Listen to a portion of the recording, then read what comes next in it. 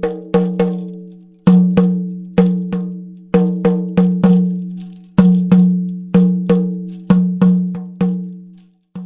queridos, hoy vamos a estudiar Dios prepara a sus discípulos en las dificultades. El tema que vamos a estudiar hoy nos va a dar respuestas a la pregunta ¿por qué Dios permite el sufrimiento? Y esto es muy importante porque mucha gente anda resentida con la vida, anda resentido con Dios, anda con preguntas en su mente y dice, ¿y por qué a mí? ¿Por qué me suceden estas cosas? Yo creo que si usted pone atención, algunas cosas en su mente van a ser aclaradas. Así que, por favor, escuche este tema. Empecemos con Marcos capítulo 3, versículo 13 al 15. Y aquí vamos a encontrar el plan que tenía el Señor Jesucristo con sus discípulos. Ponga mucha atención, ponga mucha atención. Y subió al monte y llamó así a los que él quiso. Jesús llama, ¿y cómo responden los discípulos? Y vinieron a él. Este es el proceso, hermanos, del discipulado. Marcos capítulo 3, versículo 13 al 15. Pero ¿para qué los llamó? Dice el texto, para que estuviesen con él y para enviarlos a predicar. Jesús llamó, y este es el plan con sus discípulos, hermanos, ponga atención. Los llamó para enviarlos a que estuviesen con él, a pasar tiempo con sus discípulos, pero también con el propósito ¿de qué? De enviarlos a predicar. Y que tuviesen autoridad para sanar enfermedades y para echar fuera demonios. Ese es el plan del Señor Jesucristo con sus discípulos. Y yo le pido algo, hermanos queridos, aproveche el tiempo en este momento. Es un momento especial de estudio bíblico donde usted va a tener respuestas interesantes necesarias para su vida espiritual. Este es el plan. ¿Jesús cumplió con su plan? Sí. Mire lo que sucede en Marcos 6:7. Marcos 6:7.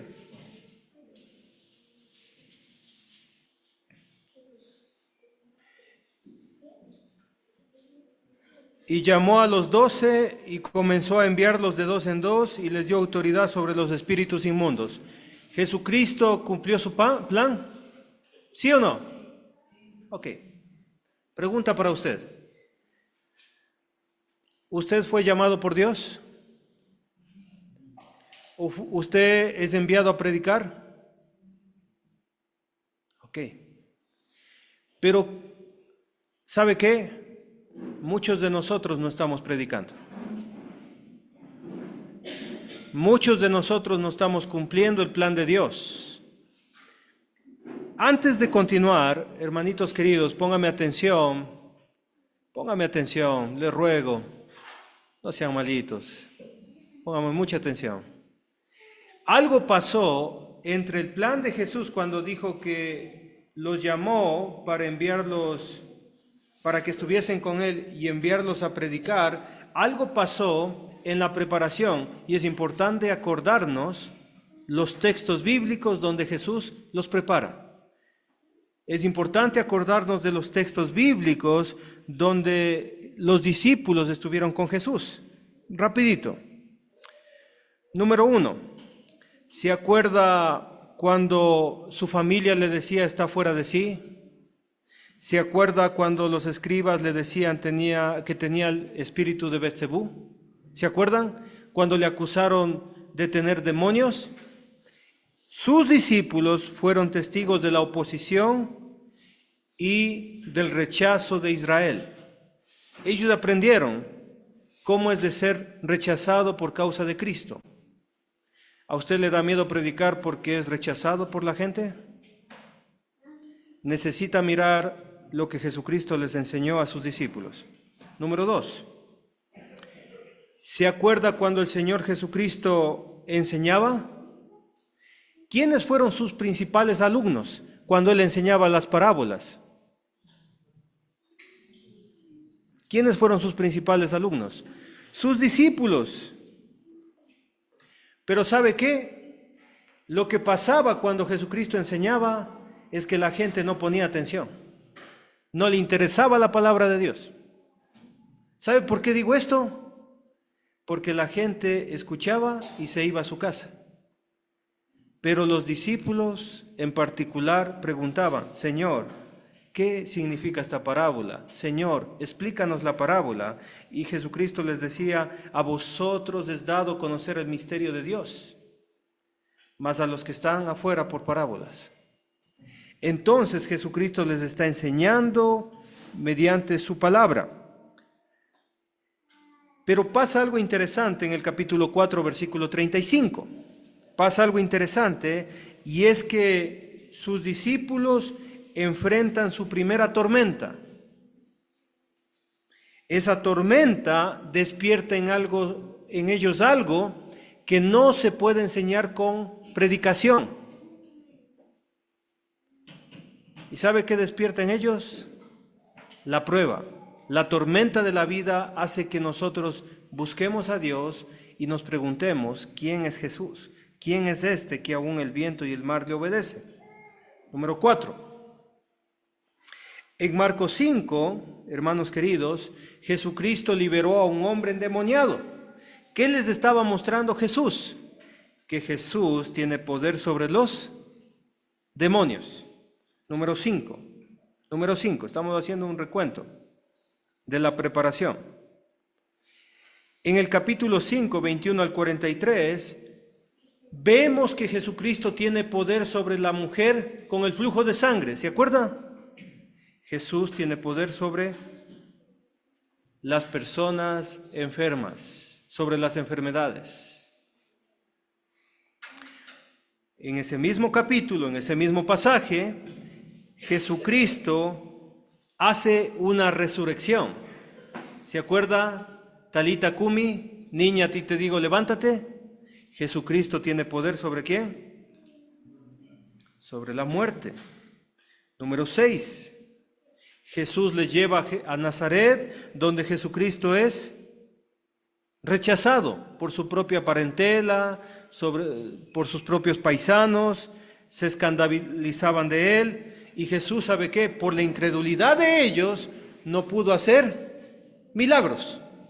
Ok. Otra vez llegamos al texto de Marcos, capítulo 6. En Marcos, capítulo 6, si no me equivoco, el versículo 7, los envió a predicar de 2 en 2. Y les dio instrucciones para poder predicar.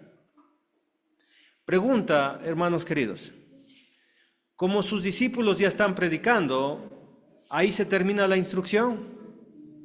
¿Ahí se termina la preparación? Por supuesto que no. Hermanos queridos,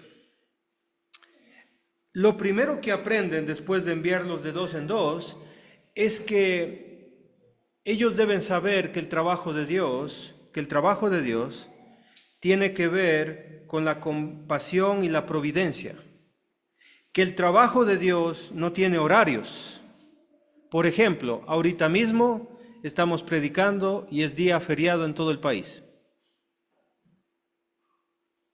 Pero el trabajo de Dios no tiene que ver con vacaciones, no tiene que ver con descansos, con feriados. Justamente cuando querían descansar, Jesucristo se encontró con un grupo de personas, miles de personas, y tuvo compasión de ellos y terminó predicándoles, pastoreándoles. Y viendo su necesidad, ¿qué sucedió? Le hizo el milagro de la alimentación a la multitud. Hermanos, ahorita se viene todo lo bueno, por eso quiero que me pongan mucha atención. Entonces el Señor nos prepara constantemente si somos sus hijos, si somos sus discípulos. No solamente es de enseñanza, sino también que necesitamos pasar por experiencias. Yo no sé si usted en este momento está pasando por momentos difíciles. Si está pasando por momentos difíciles, usted tiene que escuchar este mensaje. necesariamente. Hermanitos queridos, todos los días Jesucristo está trabajando en cada uno de nosotros por medio de esta vida. Y debemos entender que no todo es Biblia. Para nosotros es lo más importante la Biblia, pero no todo va a ser Biblia. Tenemos que aprender a vivir en esta vida usando la Biblia, usando el texto bíblico. Y eso está más difícil. Ahora, ¿se acuerda que en Marcos capítulo 4 ellos tuvieron una experiencia en el mar? La tormenta, las olas, la desesperación en el mar. ¿Con quién estaban ahí? Estaban acompañados con Jesús. En aquella ocasión sí estaban acompañados con Jesús, pero la experiencia que vamos a ver hoy se asemeja a nuestra experiencia. Es lo más cercano a nuestra propia experiencia porque no estamos físicamente con Jesús. De la misma manera, ellos no están físicamente con Jesús. Entonces, yo le invito a poner mucha atención. Porque lo que le va a pasar a los discípulos, nos va a pasar a nosotros en la vida real, en el día a día. Sí, hermanos queridos. ¿Se acuerda de la alimentación a los 5,000, el contexto anterior? 5,000 varones, una gran multitud, más mujeres, no sé, 8,000, 10,000 personas. Vamos al libro de Juan por un momento, hermanos. Juan capítulo 6, versículo 15.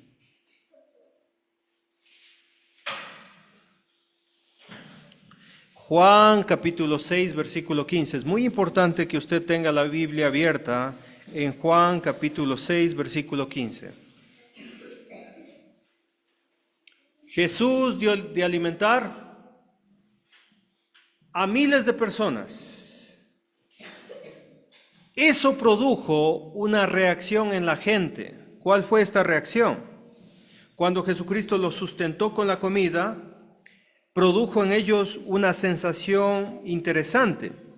Dice el versículo 15, pero entendiendo Jesús que iban a venir para apoderarse de él y hacerle rey, volvió a retirarse al monte solo. Interesante. Como recibieron el milagro de la comida, se emocionaron y dijeron, este conviene que sea nuestro rey. Es el momento de ponerlo sobre nosotros como rey.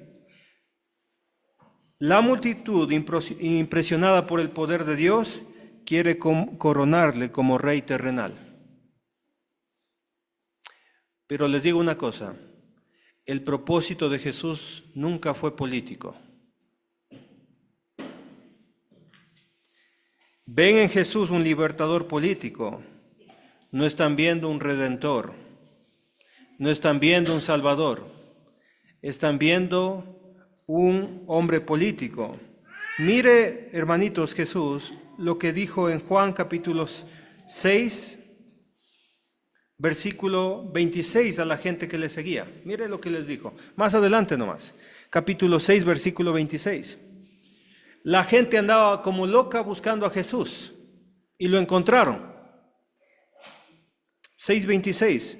Respondiendo Jesús y les dijo, de cierto os digo, que me buscáis no porque habéis visto las señales, sino porque le buscaban, sino porque comiste el pan y os saciasteis. Por eso me están buscando a mí.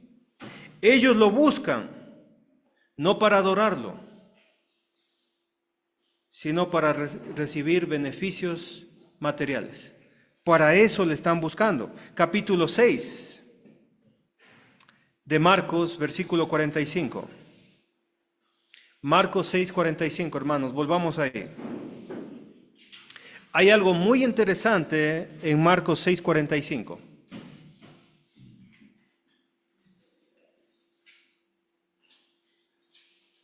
Marcos 6, 45.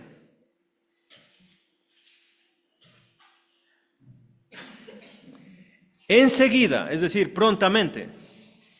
Ponga atención, Marcos 6, 45. Prontamente, enseguida, de inmediato, hizo La palabra iso viene de analcazo en griego, que literalmente significa forzarles, obligarles, empujarles con urgencia o necesidad. ¿Qué pasó aquí? Jesús, al verlos a sus discípulos, los forzó, los obligó a entrar rápidamente a la embarcación para ir a Betsaida. Voy a leer nuevamente el texto. Enseguida hizo a sus discípulos entrar en la barca e ir delante de él a Betsaida. ¿Por qué tiene Jesucristo tanto apuro? ¿Por qué Jesucristo les está forzando a sus propios discípulos a entrar a la embarcación? ¿Sabe por qué? Porque Jesucristo estaba protegiendo el corazón de sus discípulos. ¿Y por qué estaba protegiendo el corazón de sus discípulos? Porque Él sabía las intenciones del corazón de ellos. Y la pregunta es, ¿cuáles eran las intenciones de sus discípulos? Marcos capítulo 9, versículo 33 al 35. En el contexto de Marcos, vamos a ver las intenciones. Marcos 9, 33 al 35. Entre ellos tenían una discusión a escondidas de Jesús. ¿Y de qué estaban hablando? Estaban hablando de política. Estaban hablando de poder. Mire la conversación que tienen ellos. Y llegó a Capernaum y cuando estuvo en casa les preguntó, ¿qué disputáis entre vosotros en el camino? ¿De qué estaban hablando? ¿Y sabe qué pasó? Mas ellos callaron, porque por el camino habían disputado entre sí quién había de ser el mayor. Entre ellos estaban disputando, estaban peleándose entre ellos para saber quién iba a estar más arriba que ellos. ¿Quién tomaría el liderazgo? Entonces él se sentó y llamó a los 12. Quiero hablar con ustedes, amigos míos. Quiero hablar con ustedes. Y les dijo, si alguno quiere ser el primero, será el postrero de todos y el servidor de todos. Otra evidencia de lo que estaban pensando en su corazón. Marcos capítulo 10, versículo 35.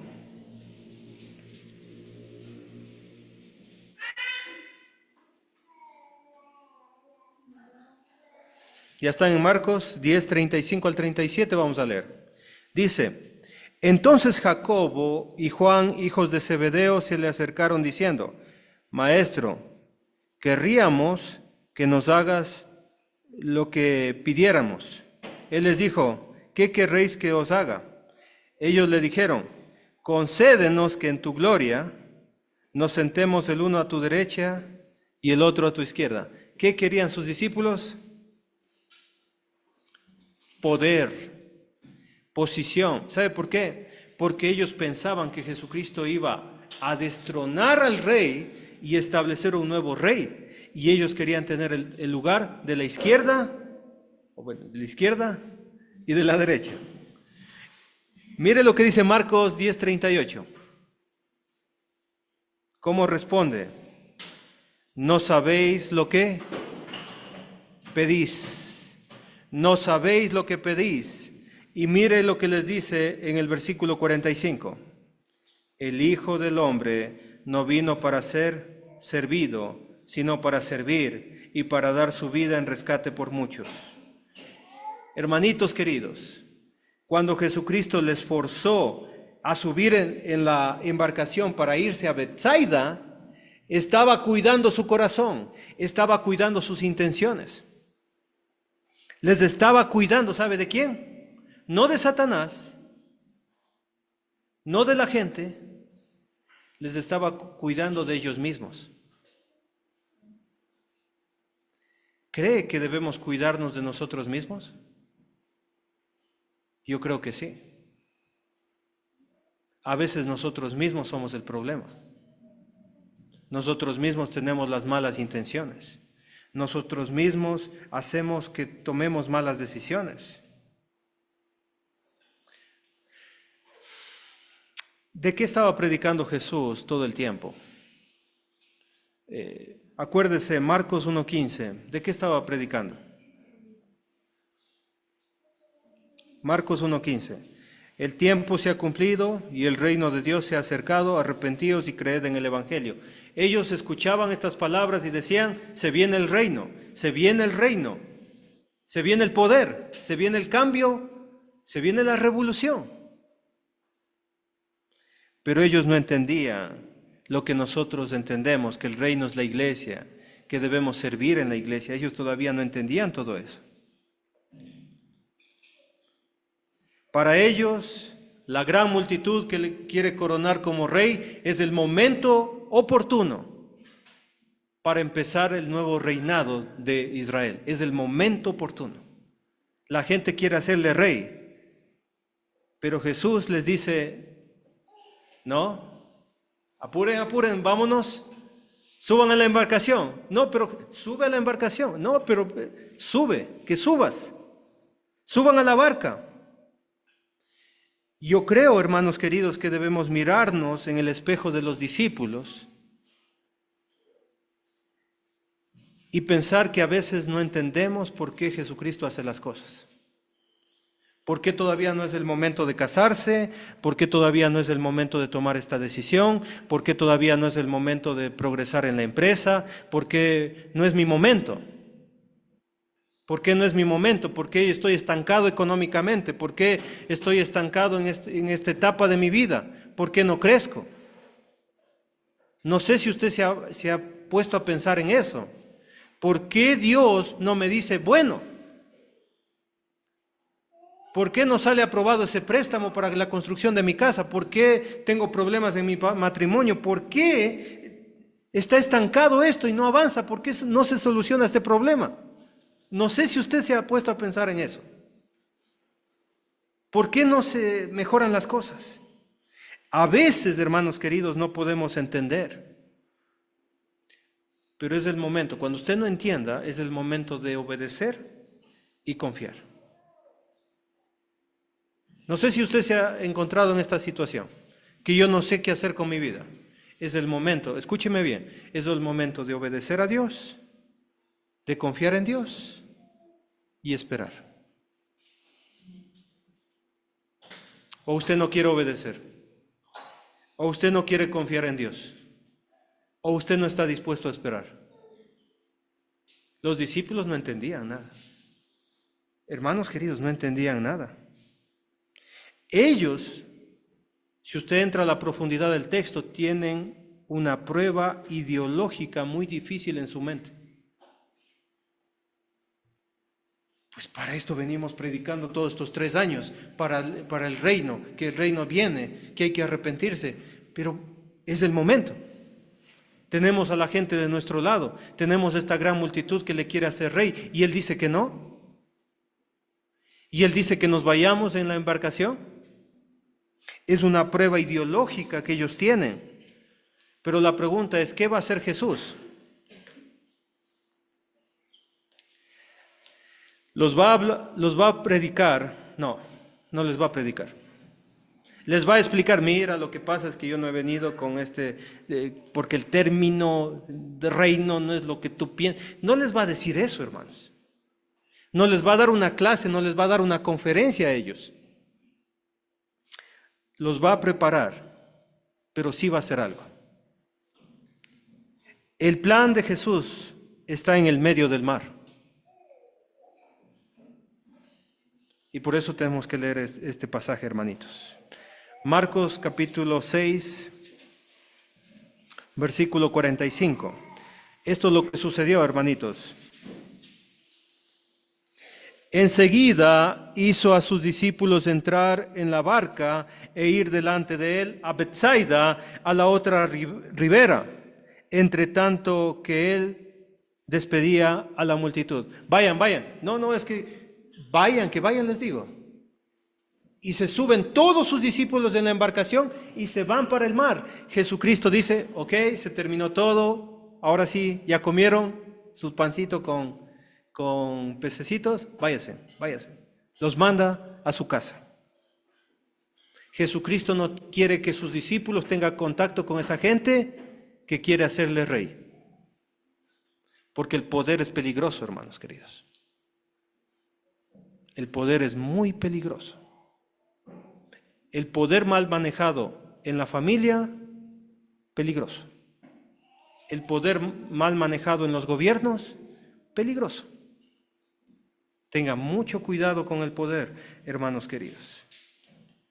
Versículo 46. Y después que hubo despedido, se fue al monte a orar. ¿Dónde estaba Jesús? En el monte. A orar. A pasar tiempo con el Señor, con su Padre. Segundo detalle que aparece en el 47, y al venir la noche.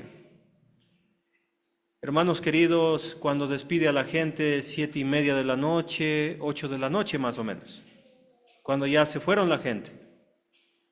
Jesús está en el monte, probablemente a las 8. Tercera situación, Jesús en el monte. Número 2, la noche. Número 3, la barca estaba ¿en dónde? En el medio del mar. Sus discípulos solos, sin Jesús. Y él en la tierra, solo en la tierra. Ok.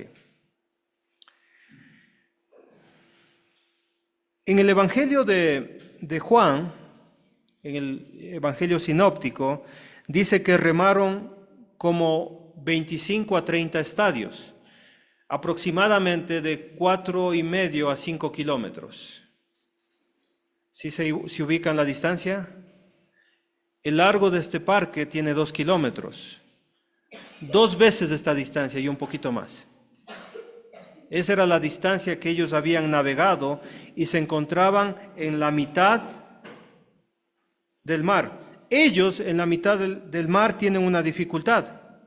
Ellos tienen problemas en el mar. Mire lo que dice el 48. Vamos al 48.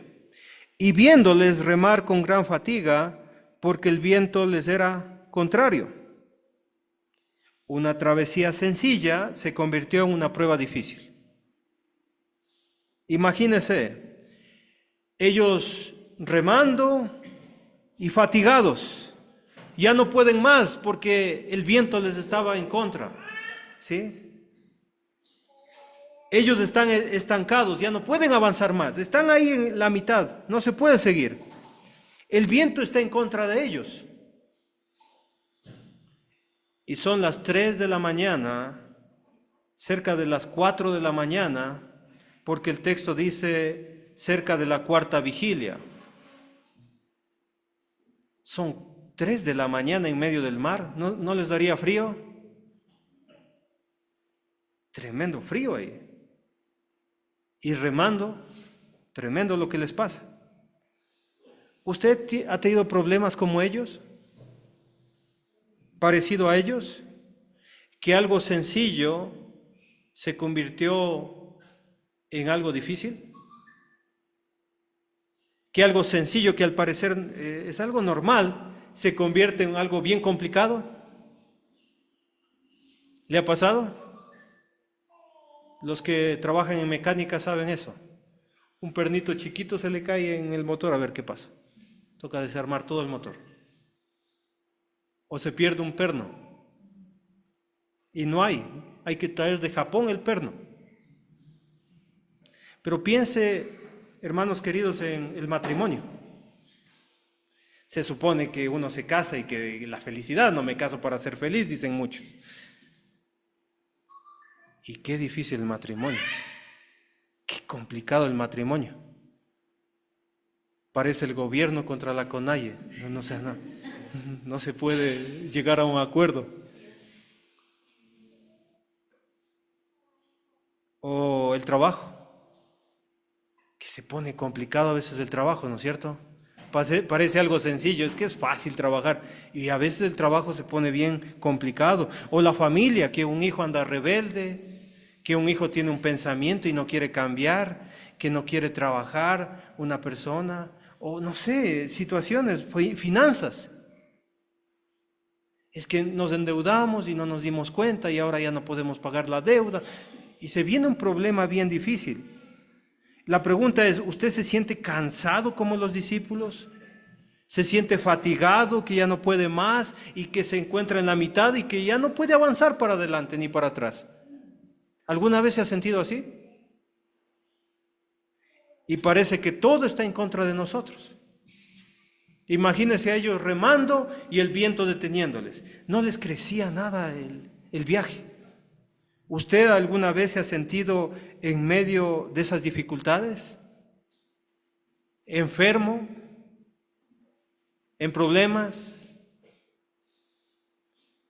Y como ellos en medio de las tinieblas porque son las 3 de la mañana.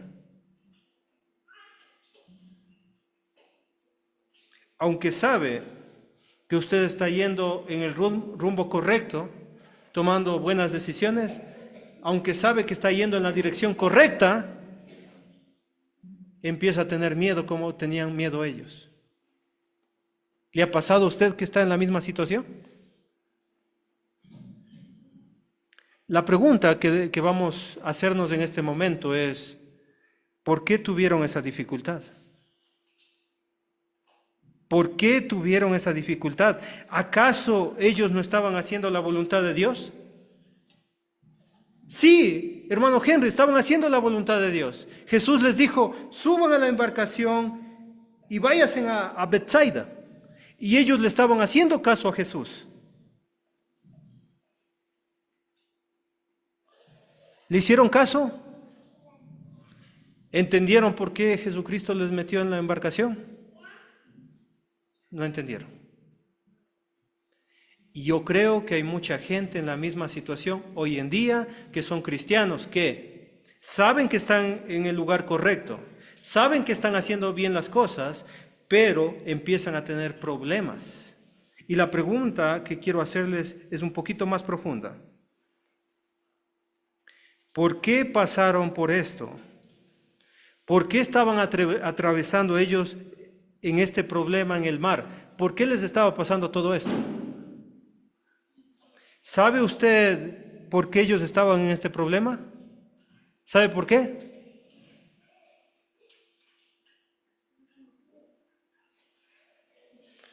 Porque estaban obedeciendo a Jesús. ¿Se dio cuenta? Ellos se encontraron en medio de este problema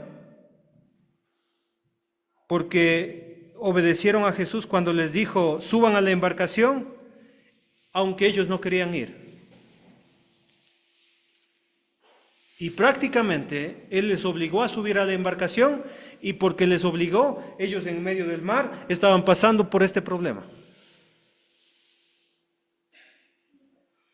Lo que yo puedo concluir en este punto, hermanos queridos, es que ellos estaban pasando por esta prueba, por este problema, porque estaban haciendo la voluntad de Dios. ¿Se dio cuenta? Increíble, pero vamos a resolverlo. Pregunta, ¿Dios permite que pasemos por dificultades? Y la respuesta es sí. Ellos están en el lugar donde Jesucristo quiere que estén, en la mitad del mar. Es cierto que muchas veces nos encontramos en problemas porque somos malos para tomar decisiones. Metemos los pies donde no debemos. Tomamos decisiones que nunca debemos tomar. Es cierto que caemos en dificultades cuando tomamos malas decisiones. Hay situaciones como esas. Pero en esta situación, Jesucristo los quiere a ellos en medio del mar y en medio de ese problema. ¿Cuál es el propósito de Jesús para ellos? Es una buena pregunta que debemos hacernos.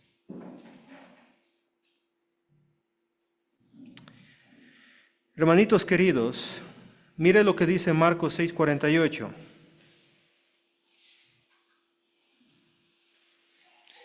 Y viéndoles remar con gran fatiga,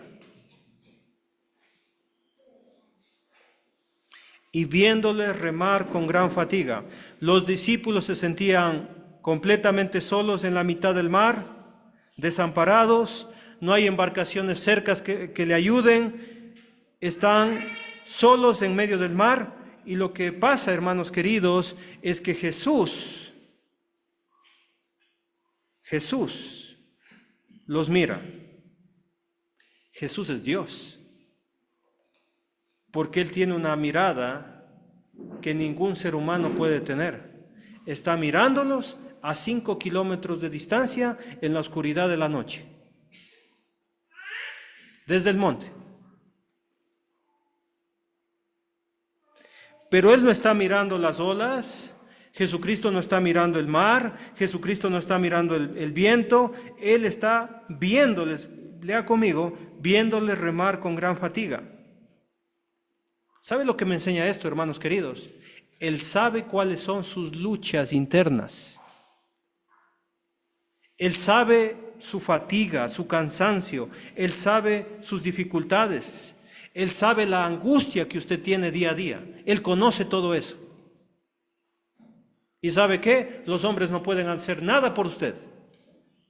Solamente Dios puede mirar nuestras dificultades. Él puede mirar su corazón, lo que usted siente, lo que usted necesita, sus sufrimientos, sus pensamientos, el dolor que tiene en su corazón. Dios lo está mirando. Por eso les dice, no temas porque yo estoy contigo, no desmayes porque yo soy tu Dios, que te esfuerzo, siempre te ayudaré, siempre te sustentaré con la diestra de mi justicia.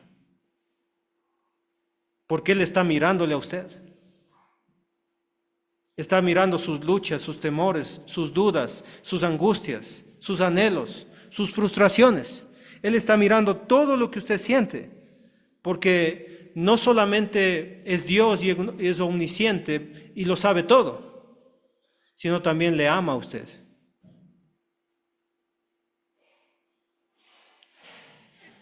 Dice el Salmo 34:15, no es necesario que lo abra, sino que lo escuche.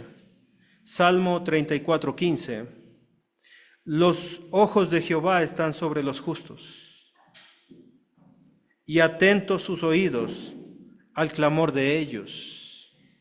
Dios está mirando al que hace su voluntad, lo está mirando, lo está observando, pero también está dispuesto a escucharle sus oraciones.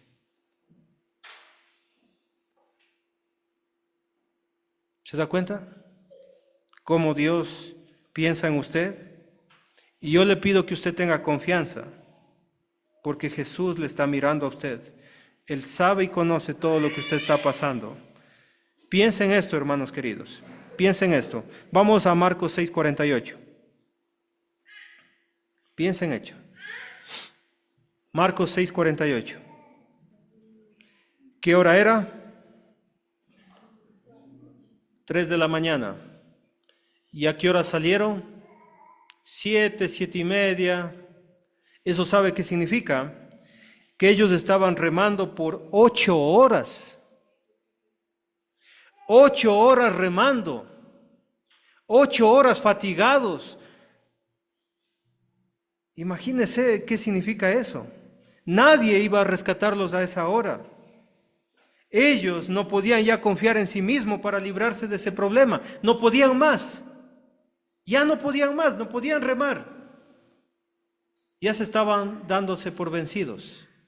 No había embarcación que les vaya a rescatar. La pregunta que yo me hago, hermanitos queridos, ¿por qué el Señor les puso en esta situación? ¿Por qué les puso en esta situación, en este sufrimiento, en esta necesidad? ¿Por qué les puso a este límite? ¿Por qué una persona va al doctor y le dice, Señor, usted tiene cáncer? Pero podemos arreglarlo. hágase estos exámenes y vamos a ver cómo evoluciona. Y va al doctor por segunda vez, dice etapa 2. Va al doctor por segunda vez, etapa 3. Va al doctor otra vez, dice, ¿qué está pasando? Etapa 4. Etapa 5. Y tenemos un problema, no sé, de metástasis. O sea, qué increíble. ¿Por qué Dios nos lleva hasta el límite? ¿Por qué Dios permite el sufrimiento en mi vida hasta cuando yo digo ya no puedo más? Segunda de Corintios capítulo 1, esto es necesario que abramos. Segunda de Corintios capítulo 1, hermanitos.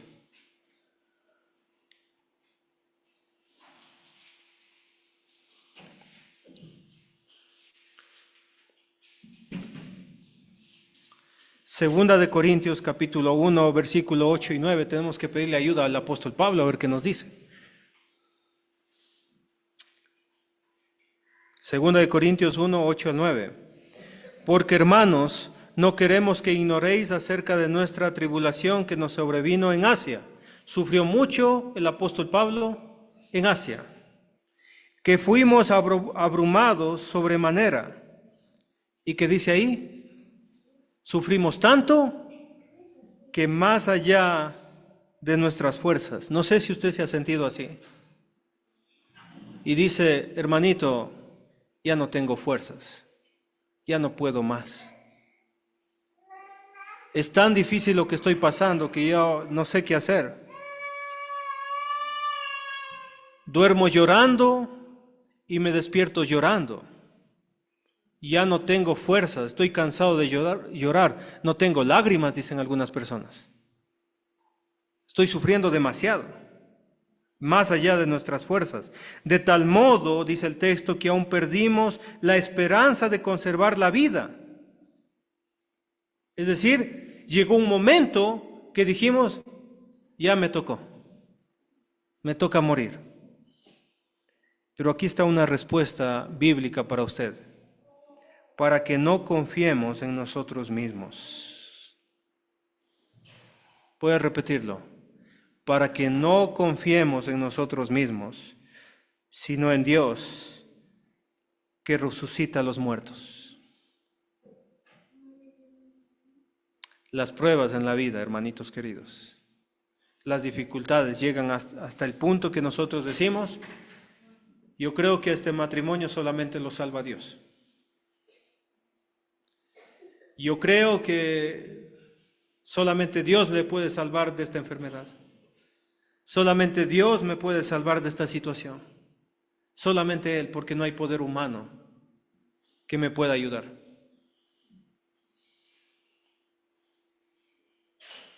Confiemos en Jesús, amados hermanos. Jesús esperó hasta el límite de la capacidad humana en sus discípulos antes de socorrerlos, antes de ayudarlos. Eso significa que Jesús sabe lo que hace y que Jesús actúa en el momento oportuno. Mire lo que dice Hebreos 4, versículo 16, al lado de Apocalipsis, para los que están pensando que Hebreos es en el Antiguo Testamento porque son hebreos. Hebreos capítulo 4, versículo 16.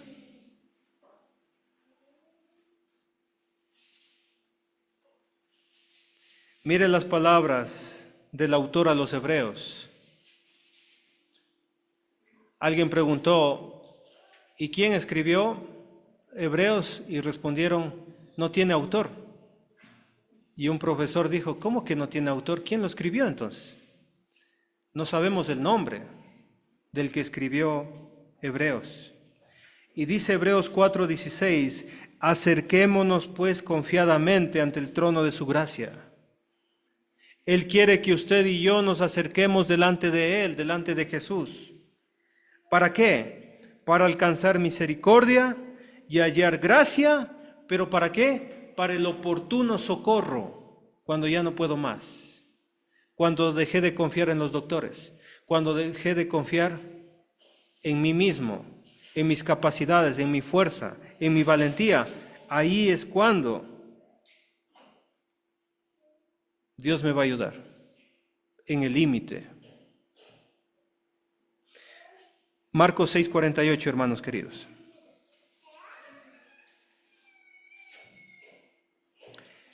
Y viéndoles remar con gran fatiga, porque el viento les era contrario, cerca de la cuarta vigilia de la noche, vino a ellos andando sobre el mar y quería adelantárseles. ¡Ah, qué increíble esto!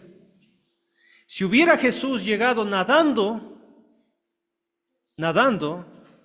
sería algo increíble. Sería una proeza humana tremendísima. Pero lo que Jesús hizo, llegar caminando sobre el mar, solamente Dios puede hacer eso, hermanos. Solamente Dios pudo haber hecho eso. Jesús llega caminando sobre el mar y quiere ser visto por sus discípulos. Quería adelantárseles. Qué interesante esto. Versículo 49, ¿cómo reaccionan sus discípulos? Viéndole ellos andar sobre el mar, pensaron que era un fantasma. Gritaron. En el original dice que chillaron prácticamente del susto. Versículo 50, porque todos le veían y se turbaron. Antes de usted juzgar a los 12 discípulos, póngase en su lugar.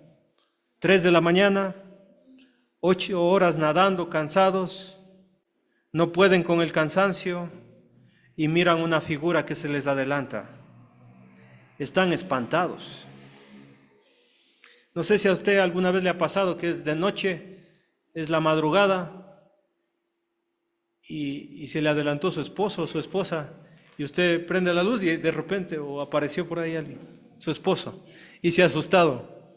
No sé si le ha pasado alguna vez eso. Qué susto.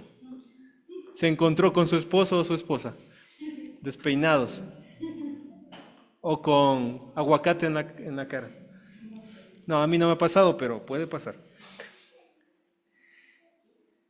Se encuentran, hermanitos queridos, en esta situación tan difícil, de tal forma que gritaron y ellos reaccionan como los seres humanos que son. ¿En qué están pensando? En un fantasma. ¿Sabe cómo se llama hoy en día eso? Superstición. ¿Qué ha hecho usted cuando se le enfermó el niño? Si usted ha dicho, vamos a quitarle el mal aire, usted ha sido supersticioso. Porque en medio de la dificultad, lo primero que piensa en vez de estar orando a Dios, es vamos a quitarle el mal de aire. Solamente escuche mal.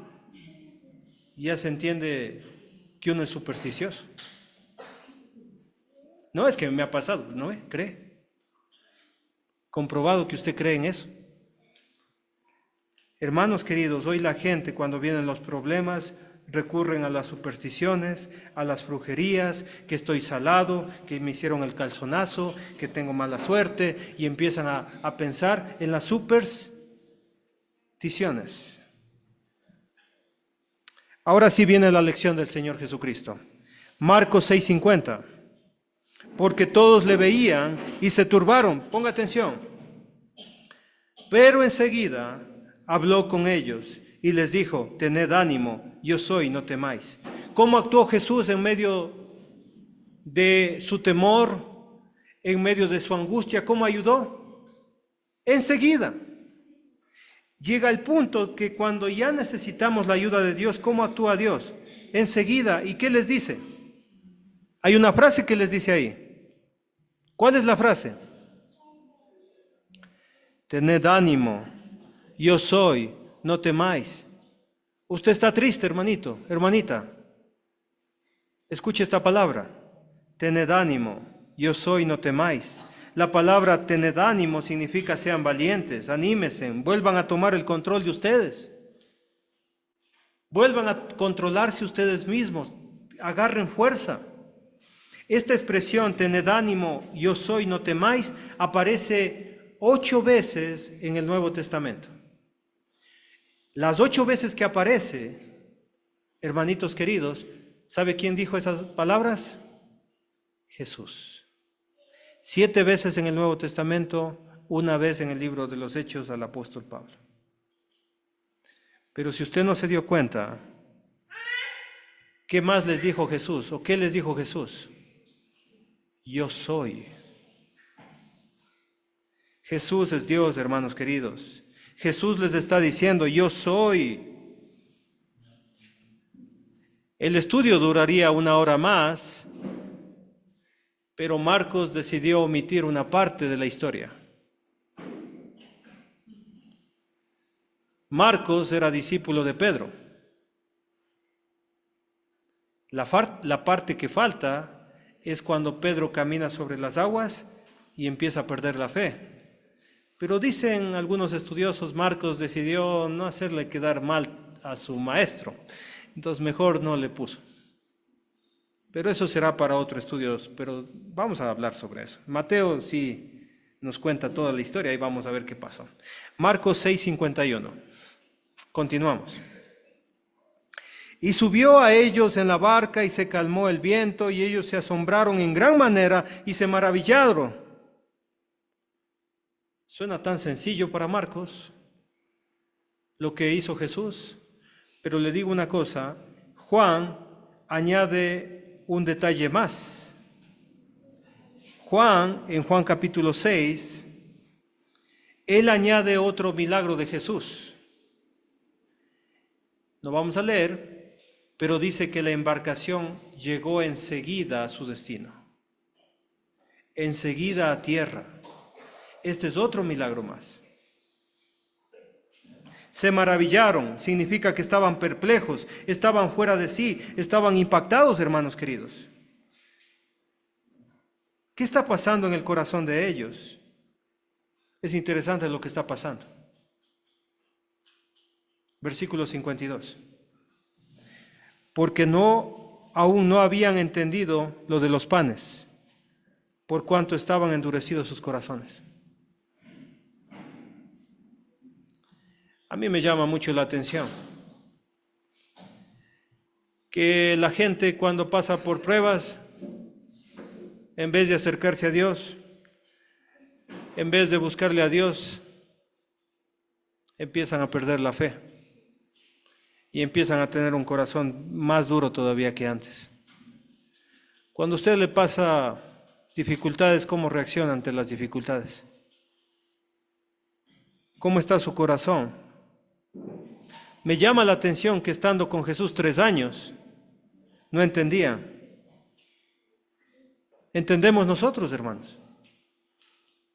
¿Entendemos nosotros las pruebas? Yo creo que a muchas personas les pasa eso. Yo conozco las señales de Jesús. Me sé de memoria el libro de Mateo, Marcos, Lucas, Juan. Me sé las historias. Hasta le puedo predicar, hermano Henry. Mejor que usted le puedo predicar esas historias, porque yo conozco la Biblia. Yo escuché a un hermano que me dijo, yo tengo 10,000 estudios sobre los evangelios. ¡Wow! ¡Qué bueno!, ¿no? Pero la gente dice, pero mi caso es distinto. Él no puede arreglar mi matrimonio. Él no puede curarme. Él no puede ayudarme en mi problema. No sé cuál es su nivel de fe, hermano querido. Los discípulos, 2, 3 años con Jesús y su nivel de fe estaba muy bajo todavía. Su corazón todavía era bien duro. Pero terminemos con esto, hermanos queridos. En Filipenses 1:6 dice, estando persuadido de esto, que el que comenzó en vosotros la buena obra, la perfeccionará hasta el día de Jesucristo. Lo que yo sí estoy seguro es que Dios está trabajando en cada uno de ustedes. Dios está trabajando en cada uno de nosotros. No solamente con la palabra de Dios, mi deber es enseñarles a ustedes, así como el deber de los predicadores de esta congregación, es enseñar. Pero el que cambia el corazón, el que pule nuestra vida, nuestra fe, el que pule nuestro carácter, el que humilla al arrogante, al bravo, al enojón, el que domina al necio, es nuestro Dios. ¿Cómo lo hace? A través de la vara del castigo, a través de las pruebas. Él es el que nos va transformando. He aquí yo estoy contra ti, oh soberbio, dice la palabra de Dios en Jeremías. El tiempo en que te castigaré. Solamente Él pule nuestros corazones. Nuestro deber es confiar en Él. Les tengo una promesa que probablemente no les guste. Juan capítulo 16, versículo 33. Ese sí queremos que todos abran, por favor. Juan capítulo 16, versículo 33.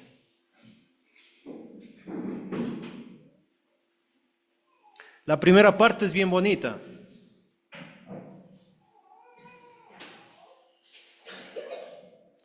Estas cosas os he hablado para que en mí tengáis paz. Qué bonita palabra, ¿no? Estas cosas os he hablado para que en mí tengáis paz. Qué bonita. Pero mire la promesa. En el mundo tendréis aflicción. ¿Cuál es la promesa de Jesús? En este mundo tendremos aflicciones. Pero confiad, hermanos queridos. Jesús dice, yo he vencido al mundo. Y usted también lo puede hacer. Nos vemos la siguiente clase, hermanos queridos. Que el Señor les guarde, que el Señor les bendiga.